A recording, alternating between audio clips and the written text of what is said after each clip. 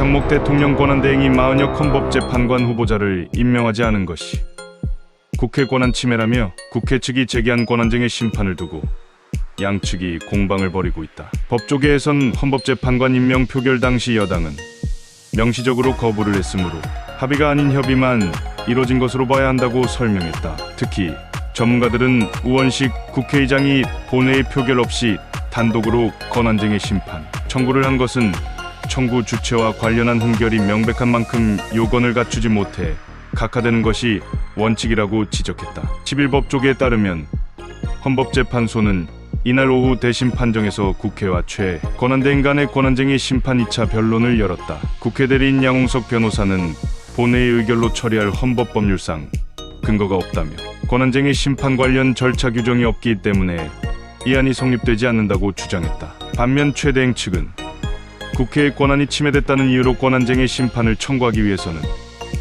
국회 내 의결을 반드시 거쳐야 한다며 헌법 및 국회법에 국회의장에게 그러한 권한을 부여하고 있지 않다고 맞섰다. 김 재판관은 국민의힘 측에서 지난해 12월 9일과 11일 재판관 후보자 청문회와 관련해 공문을 보낸 사실을 들어 합의가 완전히 다 안 됐다면 공문을 왜 보냈느냐고도 물었다. 최 대행 측은 소장 임명 동의에 관해 야당 협조를 얻기로 합의했었다며 민주당에서 이를 부인하고 나와서 국민의힘에서는 그러면 합의가 안 됐다고 나온 것이라고 설명했다.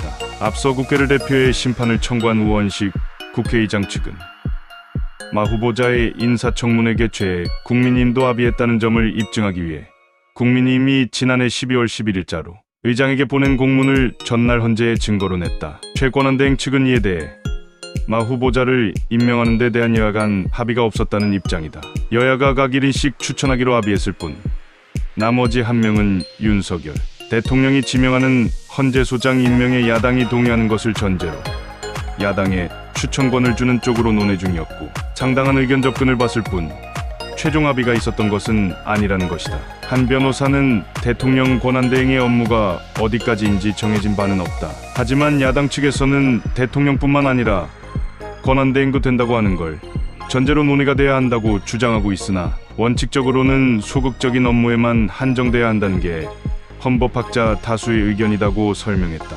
이어 아울러 마 후보자에 대한 여야 합의가 온전히 이뤄졌는지도 의문이다며 국회 측은 국민의힘이 후보자를 추천하고 청문회에 참가할 의원 명단까지 송부한 만큼 3명 후보자를 선출하는 것에 합의했다고 주장하고 있지만 헌법재판관 임명 표결 당시에는 여당 측에서 명시적으로 거부를 했으므로 합의가 이뤄졌다고 보기 어렵다.